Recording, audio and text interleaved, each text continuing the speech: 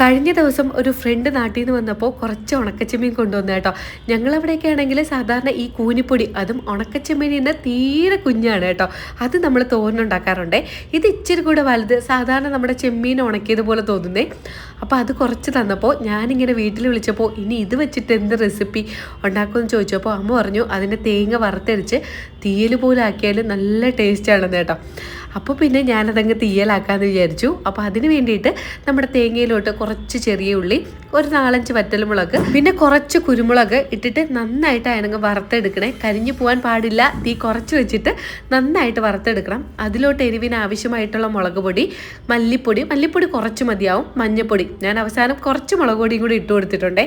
കാരണം ഇച്ചിരി എരിയൊക്കെ ഉണ്ടെങ്കിലേ നമുക്ക് ചോറിന് ഒരു കറിയായിട്ട് അങ്ങ് കഴിക്കാൻ പറ്റുള്ളൂ. തീ ഒന്ന് ഓഫ് ചെയ്ത് വെച്ചതിന് ശേഷം പൊടികൾ ഇട്ട് കൊടുത്താൽ മതിയേ. അതിൻ്റെ പച്ചമണം മാറുന്നത് വരെ ഒന്ന് വഴറ്റി കൊടുക്കുക. കാരണം ഈ സ്റ്റീലൊക്കെ ആകുമ്പോഴേ അതിന് നല്ല ചൂട് കാണും.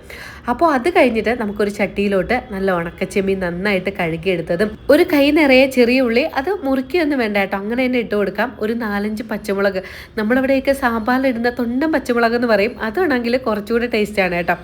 ഇതൊന്ന് തിളച്ച് വരുന്ന സമയത്ത് നമുക്കതിന് ആവശ്യമായിട്ടുള്ള ഉപ്പിട്ട് കൊടുക്കാം. കാരണം ഈ ഉണക്ക മീനൊക്കെ ആകുമ്പോൾ അതിൽ ചിലപ്പോൾ ഉപ്പ് കാണും, അത് നോക്കിയിട്ട് വേണം ഇട്ട് കൊടുക്കാനേ. ഉണക്കച്ചെമ്മീനൊന്ന് വെന്ത് വരുന്ന സമയത്തിന് നമുക്ക് തേങ്ങ അരച്ചെടുക്കാവേ. അവസാനം ഇതിലൊരു ലേശം പുളിയും കൂടെ ചേർത്ത് വേണം അരച്ചെടുക്കാൻ. വെള്ളം ഒഴിക്കാതെ അരച്ചെടുത്തിട്ട് പിന്നെ നമുക്ക് ആവശ്യത്തിന് വെള്ളവും കൂടെ ചേർത്ത് കലക്കിയെടുക്കാം. ഇപ്പം നിങ്ങളുടെ കണക്കിനനുസരിച്ച് വെള്ളം ചേർക്കാം കേട്ടോ. കറി കൂട്ടി വേണമെങ്കിൽ കൂട്ടിയെടുക്കാം, കുറച്ച് മതിയെങ്കിൽ കുറച്ചെടുക്കാം.